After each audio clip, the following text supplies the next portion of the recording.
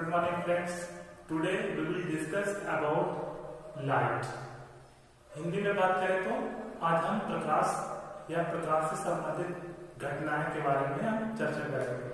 सबसे पहले हम यह बताना चाहते हैं कि किसी भी वस्तु को हम कैसे देख पाते हैं या प्रकाश से संबंधित प्रकृति में कौन कौन सी घटनाएं घटित होती हैं।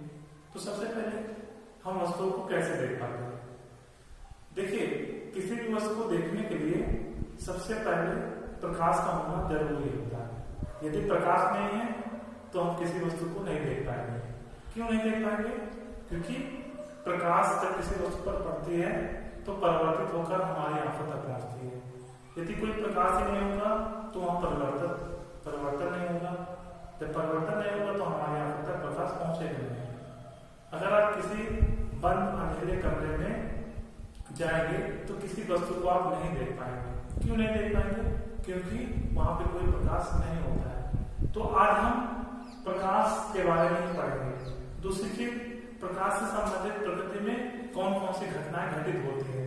तो जैसे तारों का चमकना, आकाश का नीला दिखाई देना, या हम किसी दर्पण के सामने खड़े हो जाना और दर्पण पे प्रतिबिंब बन जाना। ये सारी घटनाएं किससे संबंध है? प्रकाश से। तो आज हम पूरे वीडियो में प्रकाश के परिवर्तन के नियम के बारे में चर्चा करेंगे। तो सबसे पहले हम प्रकाश के गुण के बारे में पढ़ लेते हैं।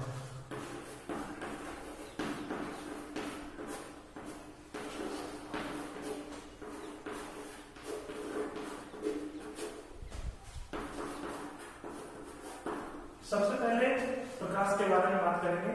प्रकाश होता क्या है? प्रकाश एक प्रकार की ऊर्जा होती है। प्रकाश ऊर्जा का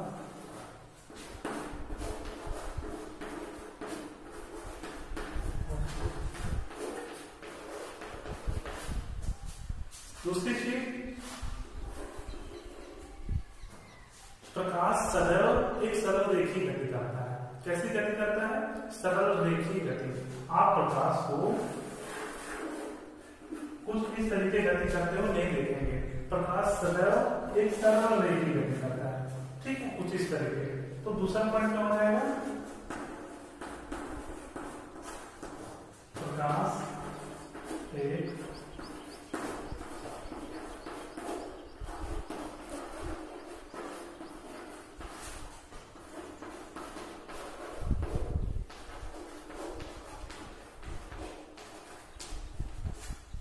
सरल रेखी गति करता है। ठीक है,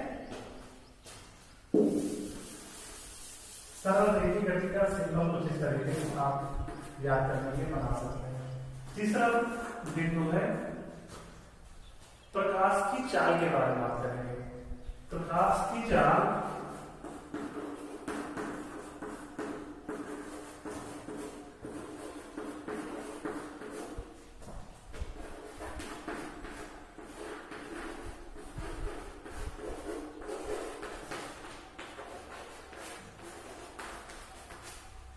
फिर से हम इन सभी बिंदुओं को समझाइज करेंगे। यदि हम प्रकाश की बात करें तो प्रकाश एक प्रकार की ऊर्जा का रूप होता है। दूसरा, प्रकाश एक सरल रेखी गति करता है। और तीसरा, प्रकाश की चाल 3 × 10⁸ मीटर पर सेकेंड होती है। ठीक है, तो ये ओवरऑल एक व्यू है जिसमें हम प्रकाश के बारे में चर्चा किए हैं। अब हम प्रकाश के परिवर्तन के बारे में पढ़ेंगे। प्रकाश का परिवर्तन यदि हम बात करें तो जब कोई प्रकाश को किसी चिकनी तल से टकराकर पुनः उसी माध्यम में वापस चला जाता है तो उसे हम प्रकाश का परिवर्तन कहते हैं। इंग्लिश में rebouncing of light ray falling on a smooth surface and return back in the same medium is called reflection of light. तो हम प्रकाश के परिवर्तन के बारे में पढ़ेंगे। ये एक चिकनी सतह है जिससे एक साइड हम पॉलिश करके रखते हैं। इसको हम दर्पण भी बोलते हैं। और ये दर्पण कैसा है? समतल दर्पण है।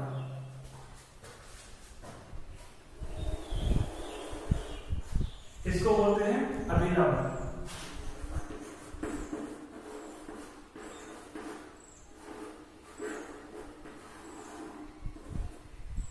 ये क्या है? दर्पण। ये हमारे लिए एक साइड पॉलिश रहेगा और दूसरी साइड स्मूथ या चिकनी सतह को मिल जाएगी। अब देखिए परिभाषा के अनुसार क्या करेंगे, जब कोई प्रकाश पुंज किसी चिकनी तल से टकरा कर पुनः उसी माध्यम में वापस चला जाता है तो उसे हम प्रकाश का परावर्तन कहते हैं। अब हमारा माध्यम क्या है? वायु। कोई भी प्रकाश आ रहे हो, यहां पे टकराने के बाद पुनः हुआ उसी माध्यम में वापस चला जाता है। जब आप प्रकाश के बारे में पढ़ रहे होते हैं तब ये एरो का बहुत ही महत्व होता है। यदि आप कोई भी प्रॉब्लम को सॉल्व करते हैं, एरो नहीं लगा रहे होते हैं तो आपका आंसर रॉन्ग माना जाएगा, ठीक है? तो आप गलती मत करिएगा, इस तरीके के एरो जहां भी जरूरत हो आप लगाइएगा। अब ये एरो इंडिकेट करता है कि ये प्रकाश आ रही है और यहाँ पे रिफ्लेक्शन होने के बाद ये प्रकाश क्या वापस जा रही है, लेकिन दोनों का माध्यम क्या है? वायु। इसको बोलते हैं आपतित किरण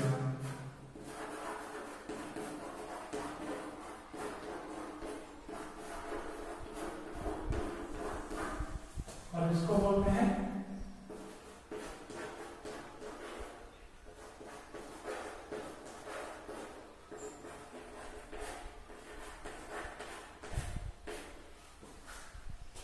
ये आपका प्रकाश का परावर्तन है। फिर से हम समराइज करेंगे। प्रकाश का परावर्तन, यदि कोई प्रकाश पुंज किसी चिकनी तल से टकरा कर पुनः उसी माध्यम में वापस चला जाता है तो इसे हम प्रकाश का परावर्तन कहते हैं।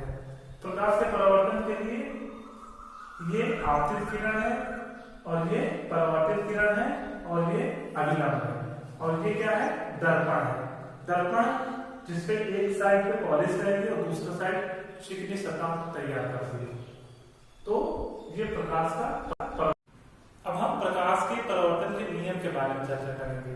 अभी हमने डिस्कस किया था प्रकाश के परावर्तन होता क्या है, फिर से हम बात कर लेते हैं।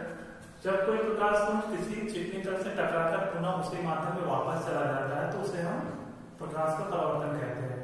हमने ये भी चर्चा किया था प्रकाश के परावर्तन में कुछ जरूरी चीजें हैं, एक आपतित किरण है, दूसरी परावर्तित किरण है और ये अभिलंब है। तो नियम के बारे में बात करेंगे।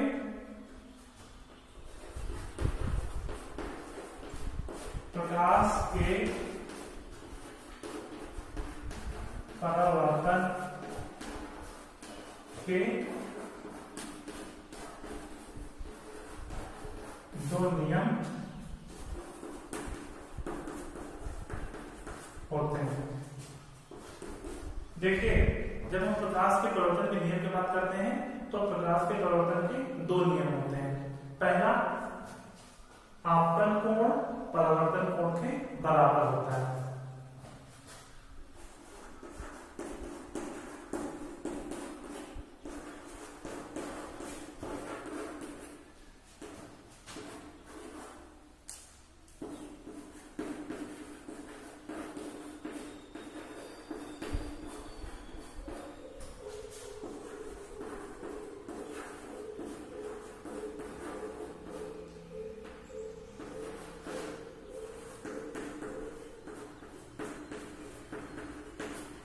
अब देखिए बहुत सारे बच्चे कंफ्यूज होते हैं कि आपतन कोण कौन सा होता है, परावर्तन कोण कौन सा होता है।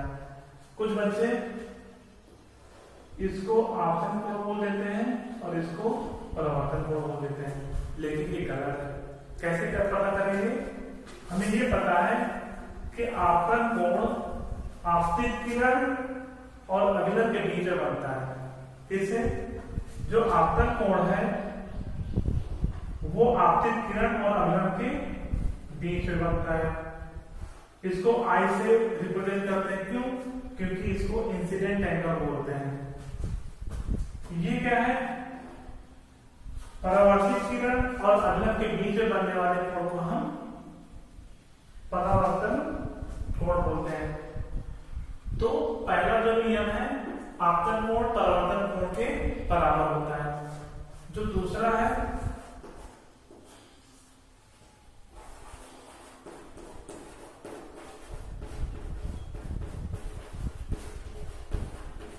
आपतित किरण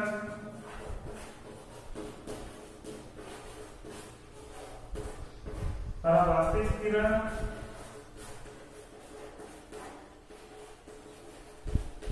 तथा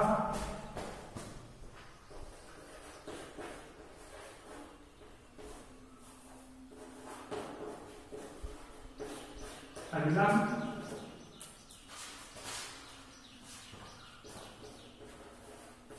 एक ही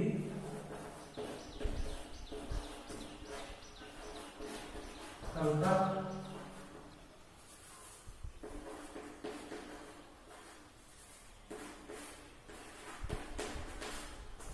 होते हैं। नौ फिर से हम बात करेंगे प्रकाश के परिवर्तन के नियम। तो प्रकाश के परिवर्तन के दो नियम होते हैं। पहला नियम आपतन कोण परावर्तन कोण के बराबर होता है। इस फिगर के माध्यम से बताना चाहेंगे कि आपतित किरण और अभिलंब के बीच में बनने वाले कोण को हम आपतन कोण कहेंगे। परावर्तित किरण अभिलंब के बीच में बनने वाले कोण को हम परावर्तन कोण बोलेंगे। तो आपतन कोण परावर्तन कोण के बराबर होता है। दूसरा आपतित किरण परावर्तित किरण और अभिलंब एक ही तल पर स्थित होते हैं। If you talk about in English, the laws of reflections, there is two laws of reflection. The first one is incident angle must be equal to the reflected angle, and second point is incident ray, reflected ray, and normal all are lies in the same. अभी हम class 8 का छोटा सा topic पढ़ेंगे। आपको याद होगा class 8 में आपने पढ़ा होगा कि समतल दर्पण द्वारा बना प्रतिबिंब के गुणधर्म। सबसे पहले हमें दो चीज सीखना होगा कि वास्तविक और आभासी प्रतिबिंब क्या होते हैं। तो आभासी प्रतिबिंब ऐसे प्रतिबिंब होते हैं जिन्हें हम पर्दे पर प्राप्त नहीं कर सकते, और वास्तविक प्रतिबिंब क्या होते हैं? ऐसे प्रतिबिंब जिन्हें हम पर्दे पे प्राप्त कर सकते हैं। ठीक है, तो ये क्लास 8 में आपने पढ़ चुका है कि वास्तविक प्रतिबिंब क्या होते हैं और आभासी क्या होते हैं। यह कह लीजिए कि प्रतिबिंब दो प्रकार के हो सकते हैं, एक वास्तविक होते हैं, दूसरे आभासी होते हैं। वास्तविक वे प्रतिबिंब होते हैं जिन्हें हम पर्दे पे प्राप्त कर सकते हैं, और आभासी कौन से होंगे? जिन्हें हम पर्दे पे प्राप्त नहीं कर सकते हैं। अभी आपको क्या सीखना है कि समतल दर्पण द्वारा बना प्रतिबिंब। अब देखिए ये आपका समतल दर्पण है और ये क्या है? अभिलंब। आपको ये भी जानना जरूरी है कि समतल दर्पण का फोकस कहाँ पे होता है। तो मैं आपको बता दूं कि समतल दर्पण का फोकस अनंत पर होता है। क्यों अनंत पर होता है? क्योंकि जब कोई प्रकाश अनंत से आएगा जो कि इस के समांतर हो तो परावर्तित के बाद पुनः उसी माध्यम में वापस चला जाता है। ऐसा क्यों होता है? क्योंकि वहां पे angle i equal to angle r equal to 0 होता है। इस कंडीशन में क्या होता है कि कोई भी प्रकाश इंफिनिटी से आएगा, लेकिन रिफ्लेक्शन के बाद परावर्तन के बाद वह पुनः अनंत तक चली जाती है। इसलिए हम कह सकते हैं कि समतल दर्पण का फोकस अनंत पर स्थित होता है। अब देखिए हमने कोई एक वस्तु रखा, कहां पे रखा? समतल दर्पण के सामने। इसका जो प्रतिबिंब बनेगा वह दर्पण के पीछे बनेगा। आप अपने घरों पे जब किसी शीशे के सामने खड़े होते हैं तो वह शीशे एक समतल दर्पण का उदाहरण होता है। आप जब सामने खड़े होंगे उसका प्रतिबिंब दर्पण के पीछे बनेगा।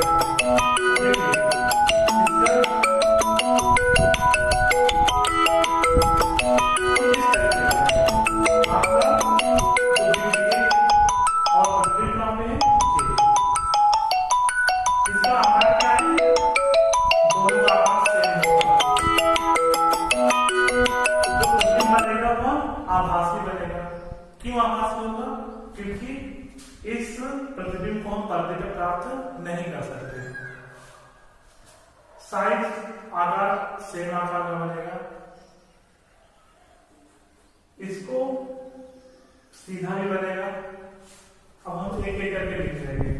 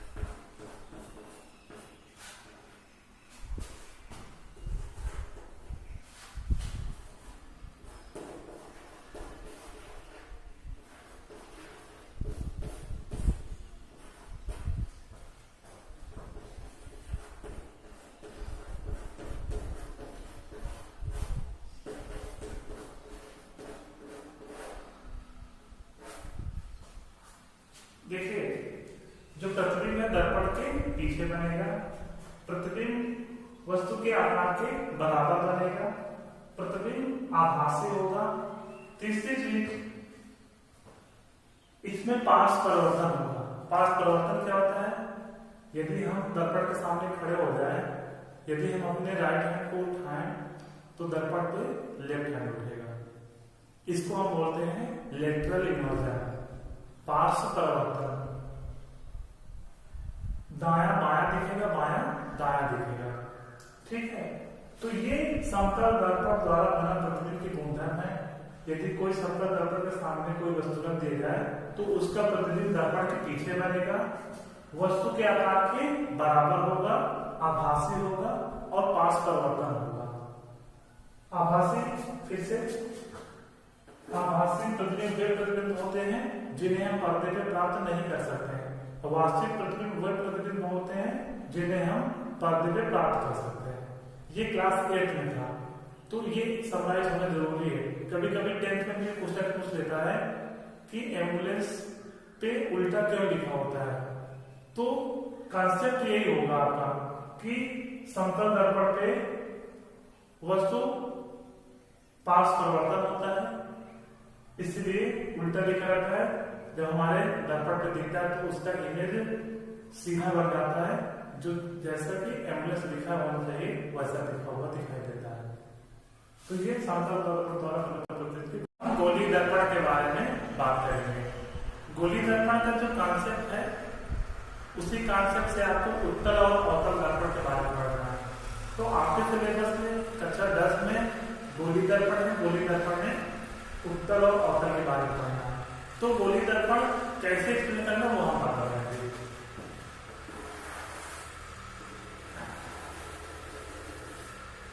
यह एक गोला है, खाली गोला है, ठीक है। यदि आप इसको राइट साइड में इस तरीके कर करिए और बाएं साइड में इस तरीके कर करिए, आपको इधर क्या मिलेगा? कुछ इस तरीके से मिलेगा। और इस साइड क्या मिलेगा? कुछ इस तरीके का। अब इसके आप बाहर पॉलिश कर लीजिए, ये कैसा मिल जाएगा आपको?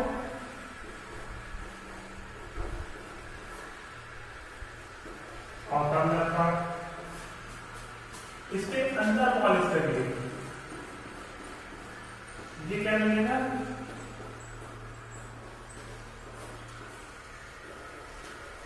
उत्तल दर्पण। फिर से समझ लीजिए, उत्तल दर्पण और अवतल दर्पण ये किसी गोले के भाग रहे होंगे, ठीक है। अब हम इन दर्पण के वक्रता केंद्र, वक्रता त्रिज्या, फोकस, इनके बारे में चर्चा करेंगे। तो सबसे पहले हम अवतल दर्पण के बारे में चर्चा करेंगे।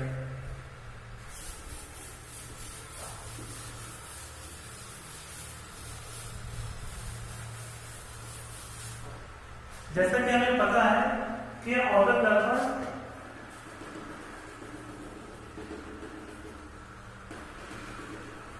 किसी गोले का भाग रहे होंगे, उस गोले की त्रिज्या केंद्र रही होगी, जिसको हम सी से प्रदर्शित करते हैं। ठीक है, इस दर्पण का जो मध्य बिंदु है उसको हम लेकर P से डिनोट करते हैं। अब देखिए, इस फिगर को हमने केवल समझाने के लिए बनाया था। आपको ये समझना है कि आपके पास एक अवतल दर्पण है, जो P क्या है, मध्य बिंदु। किसी भी दर्पण में मध्य बिंदु को हम पोल कहते हैं। ये C क्या है, क्योंकि जब दर्पण किसी गोले में भाग रहा होगा, उस गोले की त्रिज्या केंद्र होगी, उसे हम C कहते हैं या वक्रता केंद्र कहते हैं। कुछ इस तरीके देखिए। अब यहाँ पे देखिए, CP क्या है, इसको बोलते हैं मुख्य अक्ष। ये क्या होगा, आपका मुख्य अक्ष होगा। अब हम आपको सिखाएंगे कि फोकस कहाँ होती है या फोकस कैसे पता चलेगा।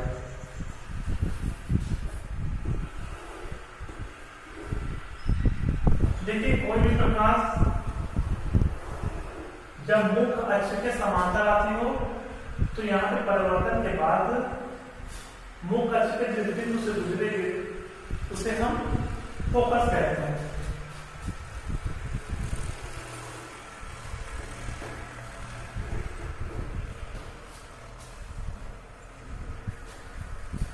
फिर से देख लीजिए, जब कोई प्रकाश अनंत से आ रही हो और मुख्य अक्ष के समांतर हो, तो परिवर्तन के बाद वह मुख्य अक्ष के किसी बिंदु से गुजरेगी। उस बिंदु को हम फोकस कहते हैं। तो फोकस की परिभाषा हम यहीं से लिखेंगे कि जब कोई प्रकाश मुख्य अक्ष के समांतर आए, तो परिवर्तन के पश्चात मुख्य अक्ष के किसी बिंदु से गुजरेगा, उस बिंदु को हम फोकस कहते हैं। यदि हम C की बात करें, तो C क्या है, वक्रता केंद्र। क्योंकि अवतल दर्पण किसी गोले का भाग रहा होगा, उस गोले की एक त्रिज्या केंद्र रही होगी, उसी त्रिज्या केंद्र को हम वक्रता केंद्र कहते हैं। अब देखिए, CP क्या है, एक्चुअल में CP कुछ होता ही नहीं है।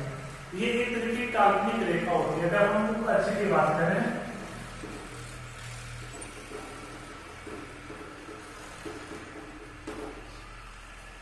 तो CP एक तरीके की काल्पनिक रेखा होती है, जिसे हम C और P के मिलाने पे बनती है।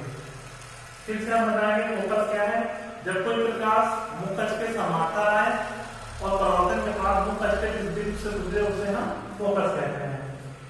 तो आपको इससे सीखना क्या है, वक्रता केंद्र, जिसको हम C से दिखाते हैं। दूसरा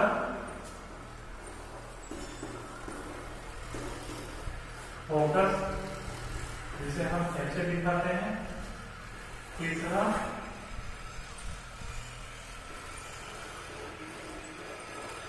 ध्रुव, जिसे हम P से दिखाते हैं। Suppose that we have to talk in English the same topic, then first of all we have to describe about the concave lens, because concave lens is a part of a spherical mirror. When it will be cut and polished outside of the body, then it will become a concave mirror. Now see, P is the midpoint of the mirror. किसी भी दर्पण का मध्य बिंदु वो ध्रुव कहलाता है या पोल उसको कहते हैं। अब देखिए, जो C है इसको इंग्लिश में सेंटर ऑफ कर्वेचर बोलते हैं, because concave mirror is a part of spherical mirror. That spherical has center, that center known as the center of curvature. Now see, the distance between C and P is called radius of curvature. यदि हम ध्रुव और वक्रता केंद्र की बात करें, इनके बीच बात करें तो उसे हम वक्रता त्रिज्या कहते हैं। इस कोण को ध्रुव, इस बिंदु को फोकस और इसको वक्रता केंद्र। ये चीजें आपको सीखना है। चौथा चीज है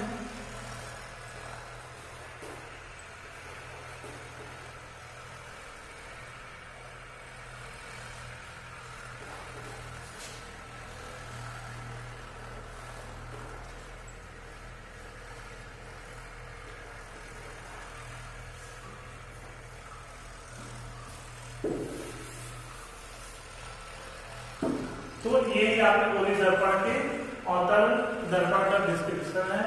इसके आप पोल समझिए, ध्रुव, फोकस समझिए, सेंटर ऑफ ग्रेविटी समझिए, इस काल्पनिक रेखा को भी समझिए। जो आपका मुंह टच होता है वो एक काल्पनिक रेखा होती है। एक्चुअल में कॉन्केव या कन्वेक्स मिरर में कोई भी सेंटर और या तो फोकस होता ही नहीं है, क्योंकि यह एक गोले का भाग था, तो उस गोले में सेंटर था, तो वही सेंटर यहाँ पे वक्रता केंद्र कहलाता है। इसको वक्रता त्रिज्या बोलते हैं, इस दूरी को।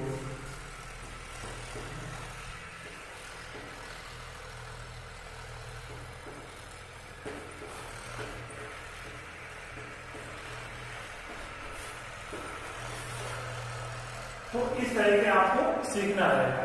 तो अब इसके बाद हम उत्तर के बारे में बात करेंगे। तो उत्तर का सेंटर कहाँ पे होगा, फोकस कहाँ पे होगा। लेकिन सबसे इम्पोर्टेंट ये बात है कि आपको क्लास 10 में फोकस जरूर आना चाहिए। तो फोकस के लिए मैं फिर से बता दे रहा हूँ कि जब कोई प्रकाश मुख्य अक्ष के समांतर आए तो परावर्तन के बाद वह मुख्य अक्ष के किसी बिंदु से गुजरेगी, उस बिंदु को हम फोकस कहते हैं। ये हमेशा 2 नंबर में आ जाता है। तो ये आपके कुछ टर्म्स है जिनको आपको याद होना जरूरी है। एक वक्रता केंद्र जो सी से डिनोट करते हैं, दूसरा फोकस जिसको हम एफ से दिखाते हैं, ध्रुव जिसको हम टी से दिखाते हैं, और वक्रता त्रिज्या जो सीपी की दूरी है उसे हम वक्रता त्रिज्या दिखाते हैं और इसको आर से निरूपित करते हैं।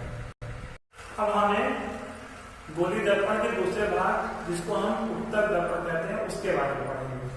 अब देखिए, उत्तर दर्पण में हम पॉलिश अंदर साइड करते हैं, ठीक है। तो उत्तर दर्पण और अवतल दर्पण को 2 तरीके से परिभाषित करते हैं, एक पॉलिश के आधार पर, दूसरा परावर्तक पृष्ठ के आधार पर। अगर हम पॉलिश के आधार पर बात करें ना, तो ऐसा दर्पण जिसपे पॉलिश बाहर साइड किया हो उसका परावर्तक पृष्ठ अंदर की साइड हो उसे हम अवतल दर्पण कहते हैं। दूसरी कंडीशन ये है कि जिसका ऐसा दर्पण जिसका पॉलिश अंदर साइड हो और परावर्तक पृष्ठ बाहर हो उसे हम उत्तर दर्पण कहते हैं। तो अब उत्तर दर्पण की बात करेंगे। अब देखिए, कोई भी लाइन अनंत से आ रही है, यहां पे परावर्तन की घटना घटित होगी, प्रकाश आएगा और यहाँ पे परावर्तन होगी और उसकी डायरेक्शन क्या होगी, चेंज हो जाएगी। हम ये भी जानते हैं कि ये उत्तर दर्पण किसी गोले का भाग रहा होगा, उस गोले में सेंटर रहा होगा जिसे हम वक्रता केंद्र कहते हैं। इसको हम डॉटेड लाइन दिखाएंगे, क्योंकि यहाँ पे परावर्तन बात सीधे चल जाती है, लेकिन हमें ये पता है कि कोई भी प्रकाश ऊपर से समांतर आती है तो कहां से गुजरती है, ऊपर से गुजरती है। इसलिए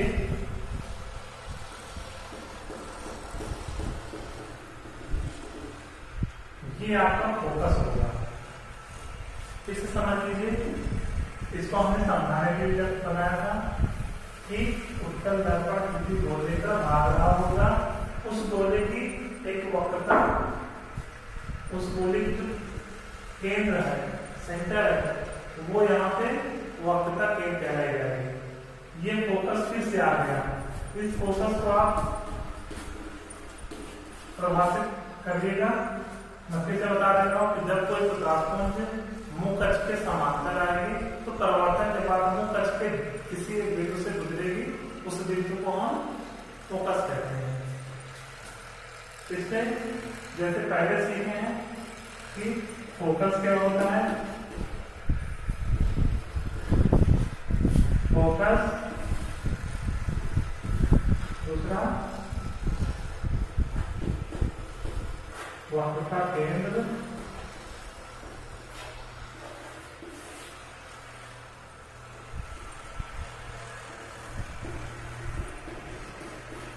वक्र का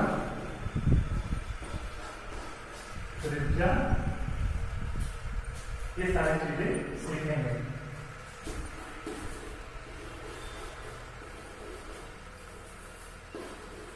ध्रुव, तो अगर हम गोली दर्पण की बात करें तो गोली दर्पण को हम दो भागों में डिवाइड करते हैं, एक अवतल दर्पण, दूसरा उत्तल दर्पण।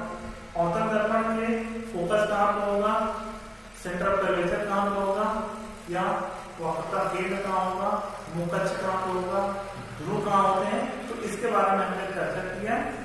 आने वाले वीडियो में हम उत्तल और अवतल दर्पण में किस तरीके रे डायग्राम बनते हैं उनकी कंडीशंस के बारे में सीखेंगे। तो यदि आप मेरे चैनल पे नए हो तो प्लीज चैनल को सब्सक्राइब कर लीजिए ताकि आने वाले वीडियो आप तक आसानी से पहुंच सके। Thank you.